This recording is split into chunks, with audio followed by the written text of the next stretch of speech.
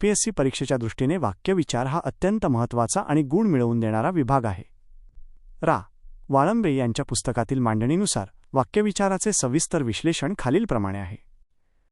1. वाक्याचे घटक. वाक्य पृथक्करण. वाक्य म्हणजे पूर्ण अर्थाचे बोलणे. वाक्याचे मुख्य 2 भाग पडतात. उद्देश विभाग, सब्जेक्ट पार्ट. वाक्यात ज्याच्याविषयी माहिती सांगितली जाते त्याला उद्देश म्हणतात. यात कर्ता मुख्य असतो. उद्देश मुख्य कर्ता. उद्देश विस्तार. कर्त्याबद्दल अधिक माहिती सांगणारे शब्द, विशेषणे जे कर्त्याच्या आधी येतात. विधेय विभाग, प्रेडिकेट पार्ट. कर्त्याविषयी जे काही विधान केले जाते त्याला विधेय म्हणतात. यात क्रियापद मुख्य असते. विधेय मुख्य क्रियापद. विधेय विस्तार. क्रियापदाबद्दल अधिक माहिती सांगणारे शब्द, क्रियाविशेषणे. कर्म, क्रियेचे फळ ज्याच्यावर पडते ते. कर्मविस्तार. कर्माबद्दल अधिक माहिती सांगणारे शब्द. विधेय पूरक. वाक्याचा अर्थ पूर्ण करण्यासाठी लागणारे पूरक शब्द. 2. वाक्याचे प्रकार. वाक्याचे वर्गीकरण 2 प्रकारे केले जाते: अर्थावरून आणि स्वरूपावरून, रचनेवरून. अर्थावरून पडणारे प्रकार. विधानार्थी वाक्य.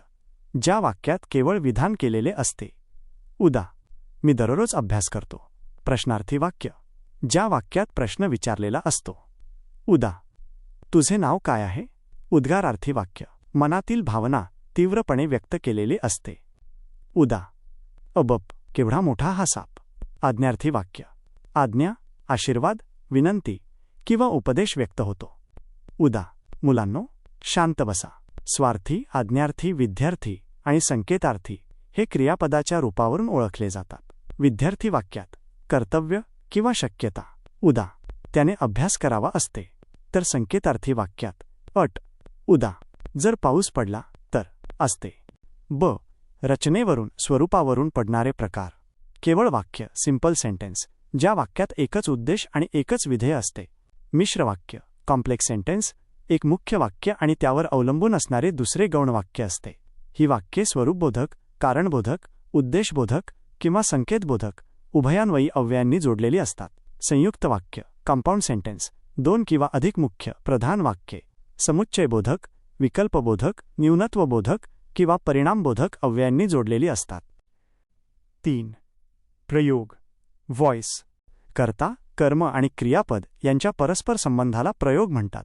MPSCसाठी हा घटक सर्वात महत्त्वाचा आहे. कर्तरी प्रयोग. जेव्हा क्रियापद कर्त्याच्या लिंग, वचन किंवा पुरुषानुसार बदलते. यात कर्ता नेहमी प्रथमा विभक्तीत असतो. कर्मणी प्रयोग. जेव्हा क्रियापद कर्माच्या लिंग किंवा वचनानुसार बदलते. यात कर्ता तृतीया, चतुर्थी किंवा सप्रतमी विभक्तीत असतो आणि कर्म प्रथमेत असते. उदा. रामाने आंबा खाल्ला. भावे प्रयोग. जेव्हा क्रियापद कर्त्याच्या किंवा कर्माच्या लिंग वचनानुसार बदलत नाही तर ते नेहमी तृतीय पुरुषी, नपुंसकलिंगी एकवचनी असते. उदा. रामाने रावणास मारले. 4. समास, कंपाऊंड्स. 2 किंवा अधिक शब्द एकत्र येऊन जो एक जोडशब्द तयार होतो त्याला समास म्हणतात. अव्ययी भाव समास. पहिले पद महत्त्वाचे आणि ते बहुधा अव्यय असते. उदा. प्रतिदिन यथाशक्ती. तत्पुरुष समास. दुसरे पद महत्त्वाचे असते. उदा. राजवाडा, सुखप्राप्त. याचे विभक्ती तत्पुरुष, कर्मधारय, द्विगु हे उपप्रकार आहेत. द्वंद्व समास. दोन्ही पदे महत्त्वाची असतात. उदा. आई वडील, राम लक्ष्मण. बहुव्रीही समास. दोन्ही पदे महत्त्वाची नसून त्यातून पदाचा बोध होतो. उदा. गजानन, नीलकंठ. 5. वाक्य रूपांतर, ट्रान्सफॉर्मेशन ऑफ सेंटेन्सेस. वाक्याचा मूळ अर्थ न बदलता त्याच्या रचनेत बदल करणे म्हणजे वाक्य रूपांतर होय. परीक्षेत खालील बदल विचारले जातात: होकारार्थी वाक्याचे नकारार्थी करणे. मिश्र वाक्याचे केवळ वाक्यात रूपांतर करणे. प्रश्नार्थी वाक्याचे विधानार्थी वाक्यात बदल करणे. अभ्यासासाठी टीप. MPSC मध्ये विशेषतः प्रयोग आणि मिश्र संयुक्त वाक्य ओळखण्यावर जास्त प्रश्न असतात. उभयान्वयी अव्ययांचे प्रकार पाठ असल्यास वाक्यांचे प्रकार ओळखणे सोपे जाते. मिश्र किंवा संयुक्त वाक्याचे केवळ सिंपल सेंटेन्स वाक्यात रूपांतर करताना सर्वात महत्त्वाचा नियम म्हणजे वाक्यातील उभयान्वयी अव्यय काढून टाकणे आणि 2 क्रियापदांऐवजी केवळ एकच मुख्य क्रियापद ठेवणे. यासाठी काही सोप्या ट्रिक्स आणि उदाहरणे खालीलप्रमाणे आहेत. 1. जेव्हा तेव्हा. कालदर्शक वाक्यांचे रूपांतर. जेव्हा वाक्यात जेव्हा तेव्हा असते तेव्हा पहिल्या क्रियापदाला जोडल्यावर किंवा वेळी असे प्रत्यय लावून ते जोडले जाते. मिश्र वाक्य. जेव्हा पाऊस पडतो तेव्हा मोर नाचू लागतो. केवळ वाक्य. पाऊस पडल्यावर मोर नाचू लागतो. 2. जर तर संकेतार्थी वाक्यांचे रूपांतर. अट दर्शवणाऱ्या वाक्यात पहिल्या क्रियापदाला शफ ल्यास किंवा डेसल्यावर असा प्रत्यय लावला जातो. मिश्र वाक्य. जर तू अभ्यास केलास तर तू पास होशील. केवळ वाक्य. अभ्यास केल्यास तू पास होशील. 3. कारण म्हणून कारणदर्शक वाक्यांचे रूपांतर. कारण सांगणाऱ्या वाक्यात डॅफमुळे, डॅफस्तव किंवा डॅफकरिता यांसारख्या शब्दयोगी अव्ययांचा वापर केला जातो. मिश्र वाक्य. तो आजारी होता म्हणून तो शाळेत आला नाही. केवळ वाक्य. आजारी असल्यामुळे तो शाळेत आला नाही. 4. उद्देश दर्शवणाऱ्या वाक्यांचे रूपांतर. ज्या वाक्यात म्हणून, यास्तव हे शब्द हेतू दर्शवण्यासाठी येतात तिथे क्रियापदाला आणीसाठी किंवा आणीसाठी प्रत्यय लावला जातो. मिश्र वाक्य. चांगले गुण मिळावेत म्हणून तो मेहनत करतो. केवळ वाक्य. चांगले गुण मिळवण्यासाठी तो मेहनत करतो. 5. स्वरूप दर्शवणाऱ्या वाक्यांचे रूपांतर. ज्या वाक्यात की म्हणजे हे शब्द स्वरूप स्पष्ट करतात तिथे त्या शब्दांऐवजी थेट नाम किंवा विशेषण वापरले जाते. मिश्र वाक्य. त्याने सांगितले की मी येणार नाही. केवळ वाक्य. त्याने स्वतःच्या न येण्याबद्दल सांगितले. लक्षात ठेवण्याच्या काही प्रो टिप्स. क्रियापदाचे धातुसाधित करा. केवळ वाक्य करताना एका क्रियापदाचे धातुसाधित उदा. पडतोचे पडल्यावर करावे लागते आणि मुख्य क्रियापद वाक्याच्या शेवटी ठेवावे लागते. अव्यय टाळा आणि व किंवा पण, परंतु, की, कारण, जर, तर ही सर्व अव्यये केवळ वाक्यात कधीही नसतात. अर्थ बदलू नका. रूपांतर करताना वाक्याचा मूळ काळ आणि अर्थ तोच राहिला पाहिजे याची काळजी घ्या. या ट्रिक्स वापरून तुम्ही खालील वाक्याचे केवळ वाक्य करून बघता का? जेव्हा सूर्य उगवतो तेव्हा अंधार नाहीसा होतो.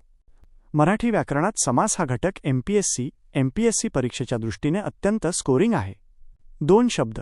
जेव्हा विभक्ती प्रत्यय किंवा इतर शब्द गाळून एकत्र येतात तेव्हा त्या जोडशब्दाला सामासिक शब्द म्हणतात आणि या प्रक्रियेला समास म्हणतात. सामासिक शब्दाची फोड करून सांगण्याच्या पद्धतीला विग्रह असे म्हणतात. समासाचे मुख्य 4 प्रकार. शब्दातील कोणते पद शब्द महत्त्वाचे आहे यावरून हे प्रकार ठरतात. 1. अव्ययीभाव समास. पहिले पद महत्त्वाचे. यात सामासिक शब्दाचा वापर क्रियाविशेषणासारखा केला जातो. याचे पहिले पद बहुधा अव्यय किंवा उपसर्ग असते. संस्कृत उपसर्ग लागलेले आ, यथा, प्रति, उदा, आजन्म वजा जन्मापासून, यथाशक्ती वजा शक्तीप्रमाणे, प्रतिदिन वजा प्रत्येक दिवशी. फारसी उपसर्ग लागलेले दर, हर, बर, बिन, उदा, दररोज, बिनचूक, हरघडी. शब्दाची द्विरुक्ती. एकाच शब्दाची पुनरावृत्ती. उदा, गावोगावी वजा प्रत्येक गावी, पालोपाली वजा प्रत्येक पालावर. 2. तत्पुरुष समास. दुसरे पद महत्त्वाचे. ज्या समासात दुसरे पद प्रधान असते आणि विग्रह करताना विभक्ती प्रत्ययाचा वापर करावा लागतो. विभक्ती तत्पुरुष. यात विभक्ती प्रत्ययाचा लोप झालेला असतो. उदा, सुखप्राप्त वजा सुखाला प्राप्त. द्वितीया, कष्टसाध्य वजा कष्टाने साध्य. तृतीया, कर्मधारय समास. दोन्ही पदे एकाच विभक्तीत प्रथमा असतात. यात विशेषण नामसंबंध असतो. उदा, महाराष्ट्र वजा महान असे राष्ट्र. नीलकमल वजा निळे असे कमळ.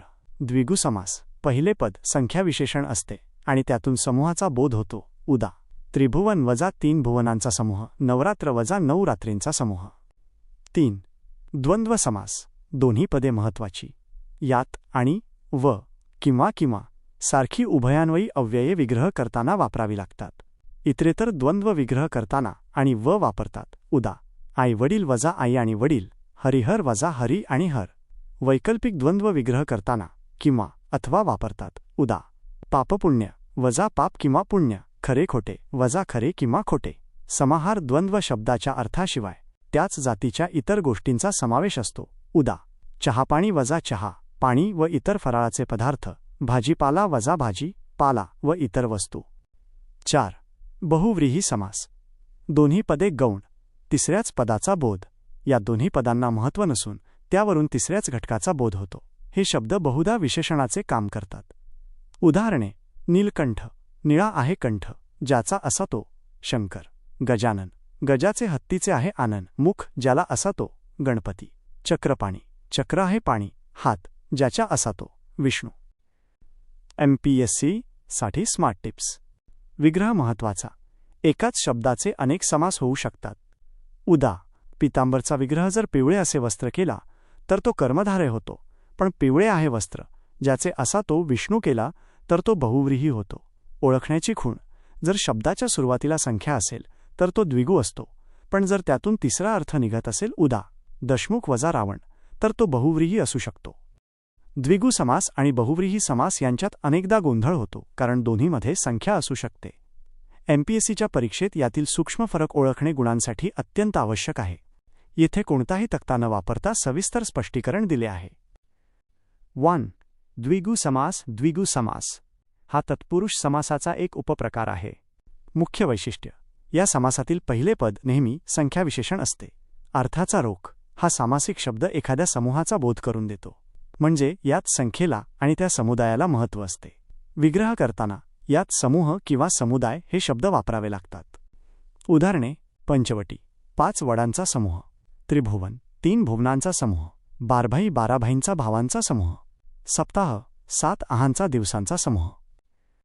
2. बहुव्रीही समास. बहुव्रीही समास यात पहिले पद संख्या असू शकते, पण त्याचा अर्थ वेगळा निघतो. मुख्य वैशिष्ट्य: यातील दोन्ही पदे पहिले आणि दुसरे प्रधान नसून त्यावरून तिसऱ्याच व्यक्तीचा किंवा वस्तूचा बोध होतो.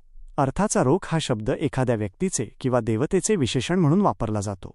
विग्रह करताना यात ज्याला, ज्याचे, तो अशा सर्व नामांचा वापर करावा लागतो. उदाहरणे: दशमुख 10 आहेत, मुखे ज्याला असा तो, अर्थात वजा रावण. त्रिलोचन 3 आहेत, लोचन ज्याचे असा तो, अर्थात वजा शंकर. एकदंत 1 आहे, दंत ज्याला असा तो, अर्थात वजा गणपती. 3. द्विगु आणि बहुव्रीहीमधील मुख्य कॅच फरक. एमपीएससीमध्ये जेव्हा दशमुख किंवा त्रिकोण असे शब्द येतात तेव्हा विग्रह कसा केला आहे यावर लक्ष द्यावे लागते. 1. संख्या अधिक समूह बरोबर द्विगु समास. जर तुम्ही विग्रह 10 मुखांचा समूह असा केला तर तो द्विगु ठरेल, पण व्यवहारतः आपण दशमुख एका समूहासाठी न वापरता रावणासाठी वापरतो. 2. संख्या अधिक तिसरा अर्थ बरोबर बहुव्रीही समास. जर विग्रह 10 मुखे आहेत, ज्याला असा तो असा केला तर तो बहुव्रीही ठरेल. 3. परीक्षेसाठी टीप: जर पर्यायांमध्ये दोन्ही प्रकार दिले असतील तर शब्दाच्या अर्थाकडे पहा. चौकोन किंवा त्रिकोण हे भूमितीय आकृत्यांचे समूह दर्शवतात म्हणून ते द्विगुमध्ये येतात, पण चक्रपाणी किंवा षडानन हे एखाद्या देवतेचे नाव दर्शवतात म्हणून ते बहुव्रीहीमध्ये येतात. प्रश्न 1. यथाशक्ती या सामासिक शब्दाचा समास ओळखा. पर्याय: 1. तत्पुरुष समास. 2. द्वंद्व समास. 3. अव्ययीभाव समास. 4.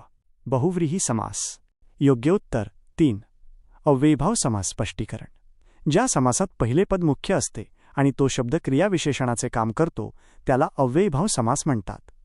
यथाशक्तीमध्ये यथा हा संस्कृत उपसर्ग लागला आहे, ज्याचा अर्थ शक्तीप्रमाणे असा होतो. एमपीएससीमध्ये आ, यथा, प्रति हे उपसर्ग लागलेले शब्द वारंवार विचारले जातात. प्रश्न 2. रक्तचंदन या सामासिक शब्दाचा योग्य विग्रह कोणता? पर्याय: 1. रक्ताचे चंदन. 2. रक्तासारखे चंदन. 3. रक्त आणि चंदन. 4. रक्तासाठी चंदन. योग्य उत्तर 2. रक्तासारखे चंदन. स्पष्टीकरण: हा कर्मधारय समास तत्पुरुषचा उपप्रकार आहे. यात दोन्ही पदे एकाच विभक्तीत असून त्यांचे नाते विशेषण विशेष्य किंवा उपमान उपमेय असे असते. येथे चंदनाला रक्ताची उपमा दिली आहे म्हणून रक्तासारखे चंदन हा योग्य विग्रह आहे. प्रश्न 3. पापपुण्य या शब्दाचा समास ओळखा. पर्याय: 1. इतरेतर द्वंद्व. 2. वैकल्पिक द्वंद्व. 3. समाहार द्वंद्व. 4. विभक्ती तत्पुरुष. योग्य उत्तर 2. वैकल्पिक द्वंद्व. स्पष्टीकरण: द्वंद्व समासात दोन्ही पदे महत्त्वाची असतात. ज्या शब्दांचा विग्रह करताना किंवा, अथवा, वा यांसारख्या विकल्प दाखवणाऱ्या अव्ययांचा वापर करावा लागतो त्यांना वैकल्पिक द्वंद्व म्हणतात. पापपुण्य म्हणजे पाप किंवा पुण्य. यातील दोन्ही गोष्टी एकाच वेळी घडू शकत नाहीत म्हणून हा विकल्प आहे. प्रश्न 4. जितेंद्रिय या सामासिक शब्दाचा समास कोणता? पर्याय: 1. बहुव्रीही समास. 2. कर्मधारय समास. 3. द्विगु समास. 4. अव्ययीभाव समास. योग्य उत्तर 1. बहुव्रीही समास. स्पष्टीकरण: जितेंद्रिय या शब्दाचा विग्रह जिंकली आहेत. इंद्रिये ज्याने असा तो असा होतो. येथे जिंकणे किंवा इंद्रिये या पदांना महत्त्व नसून त्यावरून मारुती किंवा एखादा संयमी पुरुष या तिसऱ्याच अर्थाचा बोध होतो. जिथे तिसरे पद महत्त्वाचे असते तिथे बहुव्रीही समास असतो. प्रश्न 5. अष्टाध्यायी हा शब्द कोणत्या समासाचे उदाहरण आहे? पर्याय: 1. मध्यम पदलोपी समास. 2. द्विगु समास. 3. उपपद तत्पुरुष. 4. नन तत्पुरुष. योग्य उत्तर 2. द्विगु समास स्पष्टीकरण. अष्टाध्यायी म्हणजे 8 अध्यायांचा समूह. याचे पहिले पद 8, 8 हे संख्याविशेषण आहे आणि त्यातून एका समूहाचा बोध होतो. जेव्हा संख्या आणि समूह एकत्र येतात तेव्हा तो द्विगु समास असतो. MPSC साठी महत्त्वाची टीप. परीक्षेत मध्यम पदलोपी समास. उदा. पुरणपोळी वजा पुरण घालून केलेली पोळी आणि नन तत्पुरुष उदा. अनादर, नापसंत, ज्यात नकार असतो यांवरही प्रश्न विचारले जातात. वाळंबे सरांच्या पुस्तकातील या 2 उपप्रकारांची उदाहरणे एकदा नजरेखालून घाला. मराठी व्याकरणातील बारकावे समजून घेण्यासाठी केवळ नियम माहीत असणे पुरेसे नाही, तर त्यामागील तर्क, लॉजिक समजणे महत्त्वाचे आहे. MPSCमध्ये शब्दांच्या विग्रहावर शब्दाची फोड करण्यावर प्रश्न फिरून विचारले जातात. खाली काही महत्त्वाच्या संकल्पनांचे सविस्तर स्पष्टीकरण दिले आहे. 1. कर्मधारय आणि बहुव्रीही यातील सूक्ष्म फरक. अनेक विद्यार्थ्यांना पीतांबर, नीलकंठ किंवा लंबोदर अशा शब्दांत गोंधळ होतो. याचे स्पष्टीकरण खालीलप्रमाणे आहे. विग्रह महत्त्वाचा. सामासिक शब्दाचा विग्रह तुम्ही कसा करता यावर त्याचा समास ठरतो. कर्मधारय तत्पुरुष. जर तुम्ही पीतांबरचा विग्रह पिवळे असे वस्त्र असा केला तर तुम्ही वस्त्राच्या दुसऱ्या पदाच्या वैशिष्ट्याबद्दल बोलत आहात. इथे दुसरे पद प्रधान असल्याने हा कर्मधारय होतो.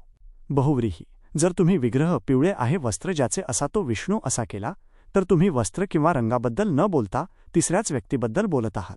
इथे तिसरे पद प्रधान असल्याने हा बहुव्रीही होतो. MPSC टिप परीक्षेमध्ये जर दोन्ही पर्याय असतील तर शब्दाच्या रूढ अर्थाचा विचार करा.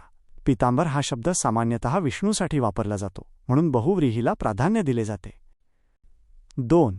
विभक्ती तत्पुरुष समास कसा ओळखावा. विभक्ती तत्पुरुष समासात 2 शब्दांमधील विभक्ती प्रत्यय गाळलेला असतो.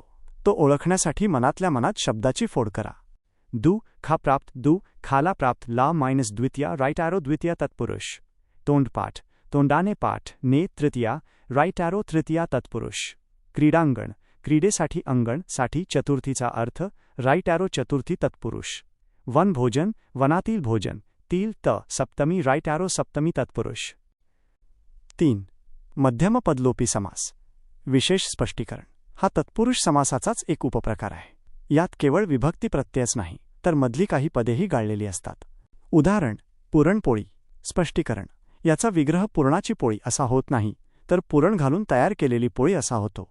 यात घालून तयार केलेली ही मधली पदे गाळली आहेत म्हणून याला मध्यम पदलोपी म्हणतात. इतर उदाहरणे. मावस भाऊ मावशीचा मुलगा या नात्याने भाऊ. साखर भात साखर घालून केलेला भात. 4. अलुक तत्पुरुष आणि उपपद तत्पुरुष. हे थोडे तांत्रिक प्रकार आहेत पण गुण मिळवून देतात. अलुक तत्पुरुष. ज्या समासात पूर्वपदाच्या पहिल्या शब्दाच्या विभक्ती प्रत्ययाचा लोप होत नाही. उदाहरण पंकेरुह चिखलात जन्मणारे कमळ. यात पंकेमधील सप्तमीचा प्रत्यय कायम राहतो. उपपद कृदन तत्पुरुष. ज्या समासातील दुसरे पद स्वतंत्रपणे क्रियापद म्हणून वापरता येत नाही ते केवळ धातुसाधित असते. उदाहरण पंकज. पंकात म्हणजे चिखलात जन्मणारे. यात ज हे जन्माला येणारे असा अर्थ देते पण ते स्वतंत्र क्रियापद नाही. जलद जल देणारे. 5. द्वंद्व समासाचे 3 प्रकार लक्षात ठेवण्याची ट्रिक. 1. इतरेतर दोन्ही हवेत उदा. आई आणि वडील. 2. वैकल्पिक दोन्हीपैकी एकच उदा. खरे किंवा खोटे. 3. समाहार. ते शब्द अधिक त्या जातीच्या इतर गोष्टी उदा. चहा पाणी बरोबर चहा पाणी व इतर फराळ. मराठी व्याकरणामध्ये वाक्य पृथक्करण म्हणजे वाक्यातील घटकांचा परस्पर संबंध ओळखून ते सुटे करून सांगणे. वाळंबे यांच्या मांडणीनुसार वाक्याचे प्रामुख्याने 2 विभाग पडतात. उद्देश विभाग आणि विधेय विभाग. खाली याचे सविस्तर विश्लेषण दिले आहे. 1. उद्देश विभाग. Subject part. वाक्यात ज्याच्याबद्दल माहिती सांगायची असते त्याला उद्देश म्हणतात. हा विभाग कर्त्याशी संबंधित असतो. इसमे 2 उपघटक येतात. उद्देश सब्जेक्ट वाक्यातील मुख्यकर्ता. उदा. मुलगा अभ्यास करतो. या वाक्यात मुलगा हा उद्देश आहे. उद्देश विस्तार एक्सटेन्शन ऑफ सब्जेक्ट. कर्त्याबद्दल अधिक माहिती सांगणारे शब्द जर कर्त्याच्या पूर्वी आले असतील तर त्यांना उद्देश विस्तार म्हणतात. यात विशेषणे किंवा षष्ठी विभक्तीतील शब्दांचा समावेश होतो. उदाहरण आमचा मुलगा अभ्यास करतो. येथे आमचा हा उद्देश विस्तार आहे. 2. विधेय विभाग प्रेडिकेट पार्ट. वाक्यात उद्देशाबद्दल कर्त्याबद्दल जे काही विधान केले जाते त्याला विधेय म्हणतात. हा विभाग क्रियापदाशी संबंधित असतो. यात खालील उपघटक येतात. विधेय, प्रेडिकेट, वाक्यातील मुख्य क्रियापद. उदा. मुलगा अभ्यास करतो, ज्यामध्ये करतो हे विधेय आहे. विधेय विस्तार, एक्सटेन्शन ऑफ प्रेडिकेट, क्रियापदाबद्दल अधिक माहिती सांगणारे शब्द म्हणजे क्रियाविशेषणे. क्रिया कधी, कोठे, कशी घडली हे सांगणारे शब्द यात येतात. उदाहरण. मुलगा दररोज अभ्यास करतो. येथे दररोज हा विधेय विस्तार आहे. कर्म, ऑब्जेक्ट, कर्त्याने केलेली क्रिया ज्याच्यावर घडते त्याला कर्म म्हणतात. उदाहरण. मुलगा अभ्यास करतो. येथे अभ्यास हे कर्म आहे. कर्म विस्तार, एक्सटेन्शन ऑफ ऑब्जेक्ट, कर्माबद्दल अधिक माहिती सांगणारे शब्द, विशेषणे कर्माच्या आधी आले तर त्यांना कर्मविस्तार म्हणतात. उदाहरण. मुलगा अवघड अभ्यास करतो. येथे अवघड हा कर्मविस्तार आहे. विधेयपूरक, बेट विधानपूरक. कॉम्प्लिमेंट, काही वेळा कर्ता आणि क्रियापद असूनही वाक्याचा अर्थ पूर्ण होत नाही तेव्हा जो शब्द अर्थ पूर्ण करण्यासाठी येतो त्याला पूरक म्हणतात. उदाहरण. मुलगा हुशार आहे. येथे हुशार हा शब्द पूरक आहे. एक एकत्रित उदाहरण पाहूया. आमचा लहान मुलगा दररोज गणिताचा अवघड अभ्यास मनापासून करतो. उद्देश मुलगा, उद्देश विस्तार, आमचा लहान. विधेय करतो, विधेय विस्तार, दररोज, मनापासून, कर्म अभ्यास, कर्मविस्तार, गणिताचा, अवघड. MPSC परीक्षेसाठी लक्षात ठेवा. 1. विस्तार नेहमी मुख्य शब्दाच्या आधी येतो. उद्देशाचा विस्तार कर्त्याच्या आधी आणि कर्माचा विस्तार कर्माच्या आधी येतो. 2. विधेय विस्तार कोठेही असू शकतो. क्रियाविशेषणे वाक्यात सुरुवातीला किंवा मध्ये कोठेही येऊ शकतात पण ती विधेय विभागाचाच भाग असतात. 3. विधेय म्हणजे केवळ क्रियापद. परीक्षेत विधेय ओळखा असा प्रश्न आल्यास केवळ मुख्य क्रियापद निवडावे. सराव केल्याने हा घटक अधिक स्पष्ट होतो. खालील 2 वाक्यांचे पृथक्करण करून पाहूया. पहिले वाक्य मी सोडवून दिले आहे, दुसरे तुम्ही प्रयत्न करून पहा. वाक्य 1. नमुना. लोकमान्य टिळकांचे कनिष्ठ पुत्र काही दिवसांपूर्वी पुण्यात आजारी होते. विधेय क्रियापद होते. उद्देशकर्ता पुत्र. कोण आजारी होते? पुत्र. उद्देश विस्तार. लोकमान्य टिळकांचे कनिष्ठ पुत्र या शब्दाबद्दल अधिक माहिती. विधेय विस्तार. काही दिवसांपूर्वी. काळ. पुण्यात. स्थळ. विधानपूरक. आजारी होते या क्रियापदाचा अर्थ पूर्ण करणारा शब्द. वाक्य 2. तुमच्यासाठी सराव. दशरथ राजाचा मोठा मुलगा राम हा वनवासात आनंदाने राहिला.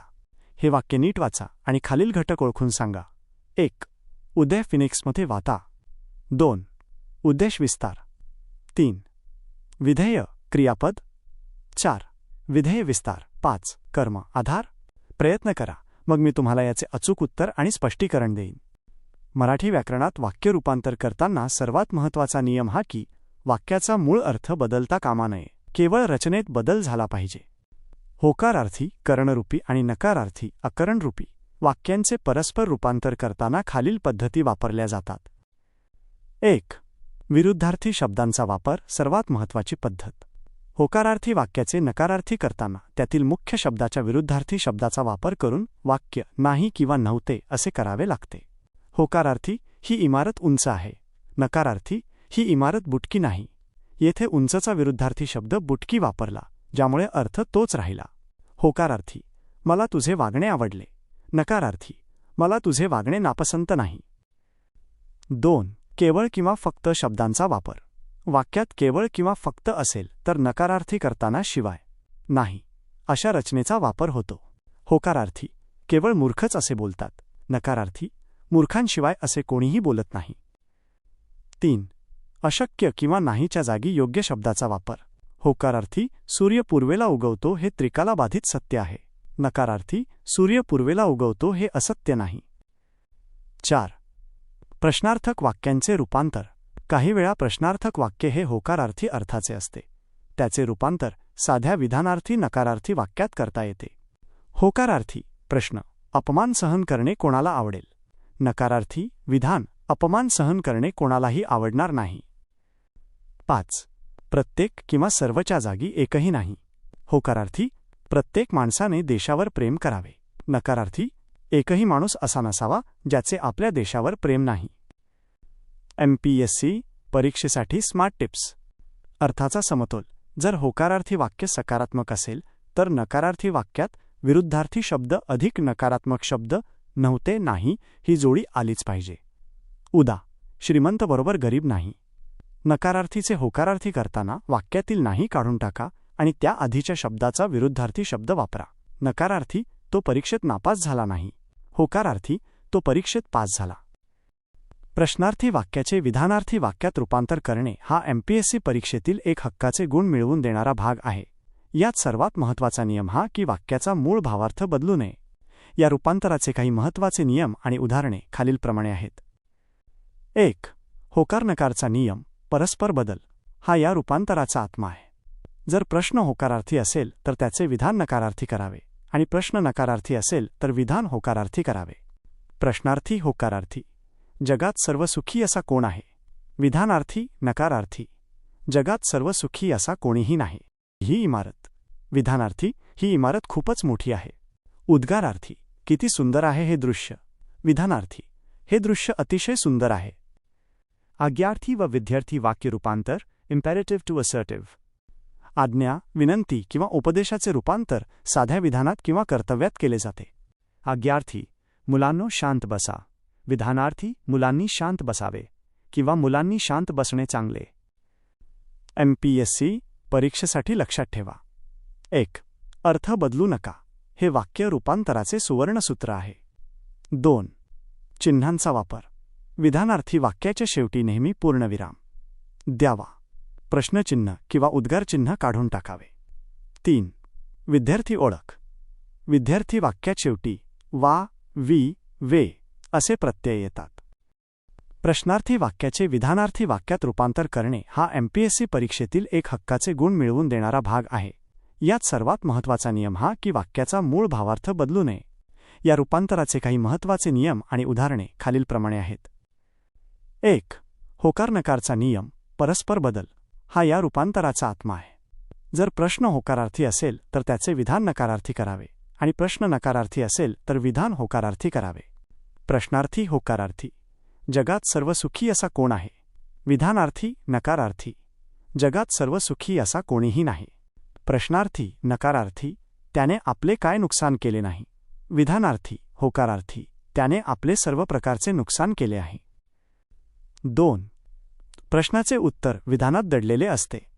असे प्रश्न हे खरोखर माहिती विचारण्यासाठी नसतात, तर एखादा विचार ठामपणे मांडण्यासाठी असतात. प्रश्न, कोण म्हणतो मी हरलो म्हणून? विधान, मी हरलो असे कोणीही म्हणत नाही. प्रश्न, आईचे ऋण कोणाला विसरता येईल? विधान, आईचे ऋण कोणालाही विसरता येणार नाही. 3. काय आणि कशाला वापरलेली वाक्ये. अशा प्रश्नांमध्ये बऱ्याचदा व्यंग किंवा तिरस्कार असतो, जो विधानार्थी करताना स्पष्ट करावा लागतो. प्रश्न, आत्ताच्या काळात कोणाचे सोने होणार नाही? विधान, आत्ताच्या काळात सर्वांचेच सोने होईल. प्रश्न, फुकट दिले तर कोण नको म्हणेल? विधान, फुकट दिले तर प्रत्येकजण घेईल, कोणीही नको म्हणणार नाही. 4. काने सुरू होणारे प्रश्न, उद्देश स्पष्ट करणे. प्रश्न, तुमच्या उपदेशाची मला काय गरज? विधान, तुमच्या उपदेशाची मला काहीही गरज नाही. एमपीएससी सराव टीप. परीक्षेत जेव्हा 4 पर्याय दिले असतात तेव्हा अर्थ न बदलणे आणि चिन्हांचा बदल या 2 गोष्टी तपासा.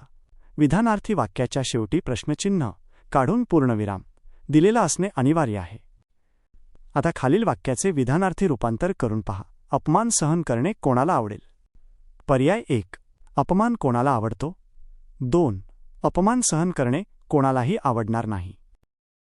मराठी व्याकरणातील प्रयोग हा घटक एमपीएससीसाठी सर्वाधिक महत्त्वाचा आहे. कर्ता, कर्म आणि क्रियापद यांच्यातील परस्पर संबंधाला प्रयोग म्हणतात. रा. वाळंबे यांच्या पुस्तकानुसार प्रयोगाचे मुख्य 3 प्रकार पडतात. ते कसे ओळखायचे याची सोपी पद्धत खालीलप्रमाणे आहे.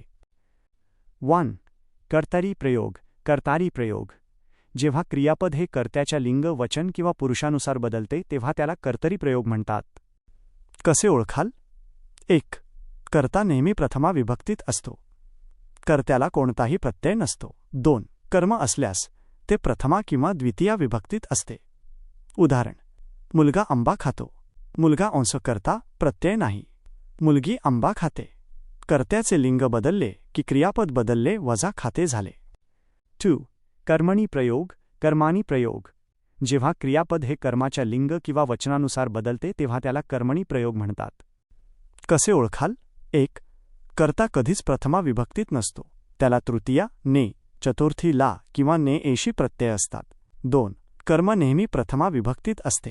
कर्माल प्रत्यय नसतो. 3. क्रियापद बहुधा भूतकाळी असते. उदाहरण: रामाने आंबा खाल्ला.